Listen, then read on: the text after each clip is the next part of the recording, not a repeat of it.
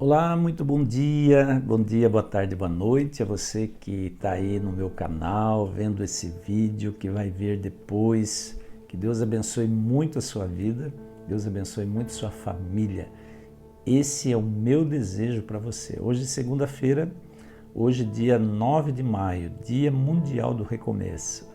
Hoje é dia de começar aquela dieta, de começar a fazer exercício físico, de começar um novo projeto, como todas as segundas-feiras normalmente são, né? Estou muito feliz por voltar aqui com mais um torpedo 128, torpedo 128. E é muito bom saber que graças a você, seu compartilhamento dos vídeos, graças ao seu like, seu comentário, né? Graças a você acionar sempre o sininho de notificações aí, para receber aviso do YouTube para novos vídeos, é que nós estamos crescendo, é que o nosso canal está crescendo. Já estamos com quase 3.600 inscritos. Todo dia aparecem novos inscritos aqui no nosso canal. Muito obrigado mesmo a você que sempre está compartilhando esses vídeos e fazendo essas ações aí, né? Que fazem o nosso canal crescer. Hoje eu quero refletir com você no menor livro da Bíblia do Velho Testamento, no menor livro do Antigo Testamento, um livro de um capítulo só, o livro de Obadias. Interessante a gente perceber que esses profetas, chamados profetas menores, eles são pouco falados, são pouco estudados, são pouco lidos até na igreja, né? As pessoas às vezes leem muitos salmos, o Novo Testamento, mas os profetas, principalmente os menores, né, eles são pouco estudados e pouco lidos, tanto na vida particular quanto na igreja. E Obadias, ele tem uma mensagem muito poderosa, uma mensagem dirigida especialmente ao povo de Edom, certo? E eu quero estabelecer aqui um contexto histórico, um pano de fundo para você entender a mensagem de Obadias. Esse livro, o menor livro do Antigo Testamento, constituído somente de um capítulo. Quem era Edom, sobre esse povo sobre quem Obadias profetizou? E profetizou negativamente, vamos enfatizar aqui, né? Edom era filho de... Os edomitas eram descendentes de Edom, que era filho de Esaú. Esaú era irmão de Jacó. Jacó é o mesmo que Deus mudou o nome para Israel, que deu origem ao povo israelita, ao povo hebreu, certo? Então, para você entender, Jacó e Esaú eram irmãos gêmeos. Jacó nasceu primeiro, mas nasceu no mesmo dia. Aliás, Esaú nasceu primeiro, mas nasceu no mesmo dia de Jacó. E durante toda a infância foi colocada na mente desses dois meninos uma rixa causada até certo ponto pelo próprio pai e a própria mãe. Porque o pai preferia Esaú e a mãe preferia Jacó. Cada um tinha o seu filho preferido. E cada um procurava fazer o melhor para o seu filho preferido. E a mãe de Jacó arquitetou um plano para Jacó enganar Isaac, seu pai, e enganar também Esaú, seu irmão.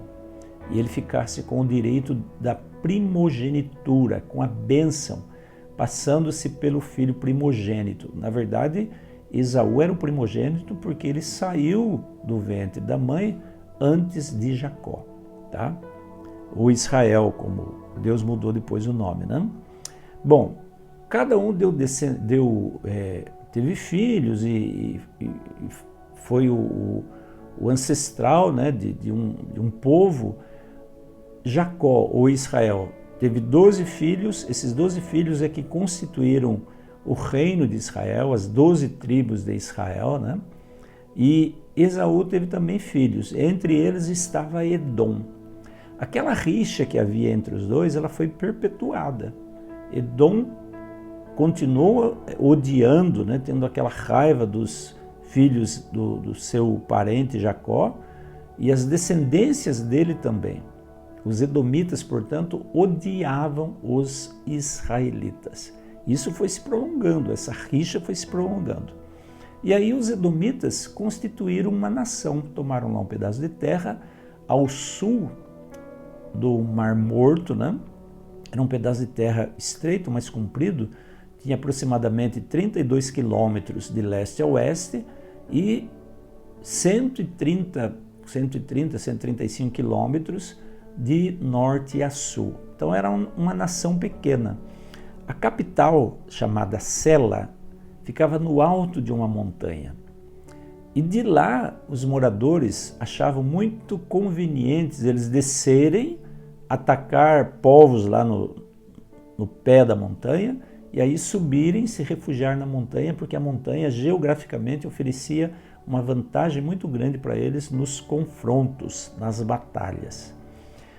Só que a raiva dos edomitas contra os israelitas fazia com que eles se aliassem aos inimigos de Israel. Toda vez que Israel era atacado, Edom se aliava aos inimigos, entregava os israelitas que fugiam para os inimigos de Israel, ajudava a matar alguns, inclusive, e se alegravam com a derrota do povo de Israel diante das batalhas, diante das guerras. Isso desagradou muito a Deus. E aí eu quero ler então o texto com você, né, que diz assim, no versículo 3 do único capítulo de Obadias, eu vou fazer com que as outras nações o desprezem, Edom, vou torná-lo um povo insignificante. Os seus habitantes são muito orgulhosos porque vivem nessas rochas tão altas que ninguém mais pode alcançar. Quem poderá nos derrubar daqui? Dizem com arrogância. Não se enganem, mesmo que vocês subam tão alto como as águias e construam seus ninhos entre as estrelas, eu os derrubarei de lá, diz o Senhor. Seria melhor para vocês que durante a noite ladrões tivessem assaltado suas casas, pois eles não roubariam tudo. O que as uvas de suas plantações fossem roubadas, porque pelo menos sobrariam alguns cachos.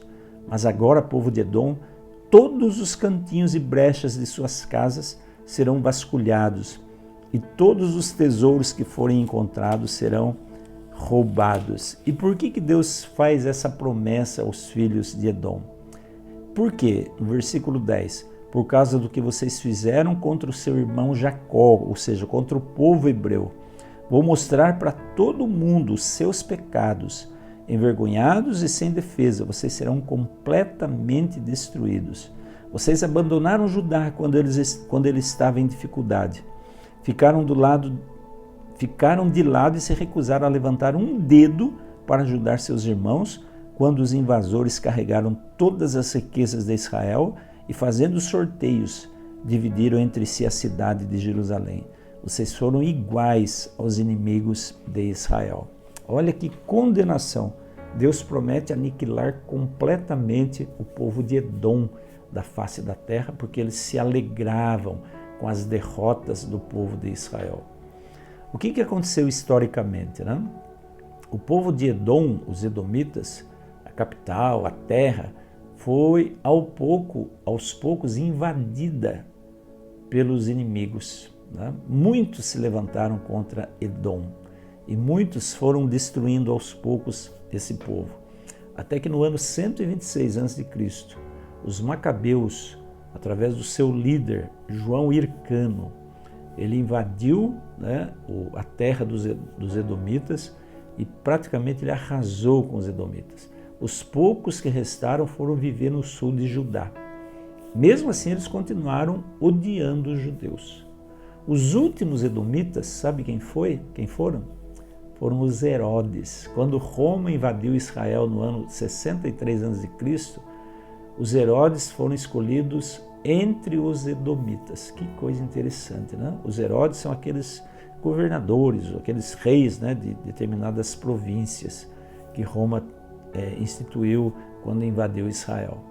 Depois, nunca mais, quando os Herodes morreram, nunca mais se ouviu falar em edomita. Como a palavra de Deus tinha dito através de Obadias, os edomitas foram completamente aniquilados, completamente arrasados. A terra foi completamente destruída. Sela, a capital, foi completamente destruída. Por que eu estou falando sobre Obadias hoje, né? por ser um livro pouco estudado, mas porque ele traz uma grande lição para nós, um grande ensinamento. O ensinamento que Obadias traz para nós é que Deus não se alegra conosco, Deus não se alegra comigo, se um dia por acaso eu ficar feliz com a derrota de alguém que seja meu inimigo. Eu não sei se eu tenho inimigo, sinceramente eu não sei. Não sei se você também tem inimigo, pode ser que você não tenha. Mas pode ser que tenha gente que se considere seu inimigo. Gente que tenha inveja de você, gente que quer puxar o seu tapete. E não importa o tamanho do ódio que a pessoa pode ter de você.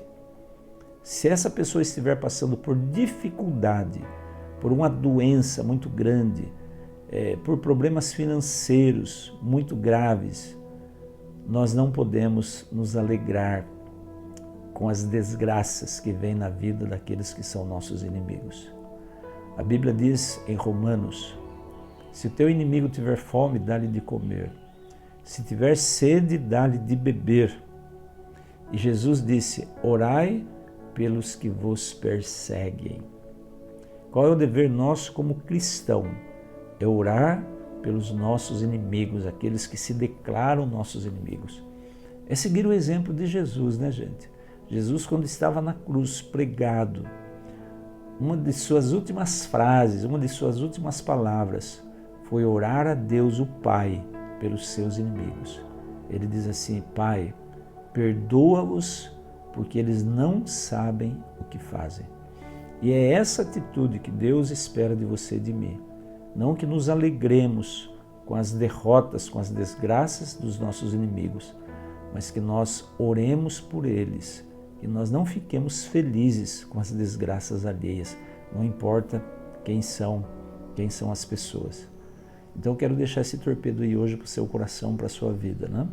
Ore pelos seus inimigos, ore pelas pessoas que querem o mal, o teu mal, ore pelas pessoas que querem puxar o teu tapete, porque maior aquele que está com você do que aquele que está com os seus inimigos. Deus é mais, tá bom? Deus abençoe seu dia, sua vida, e amanhã eu volto com um novo torpedo aí para o seu coração. Fique com Deus, forte abraço e até amanhã, se Deus quiser.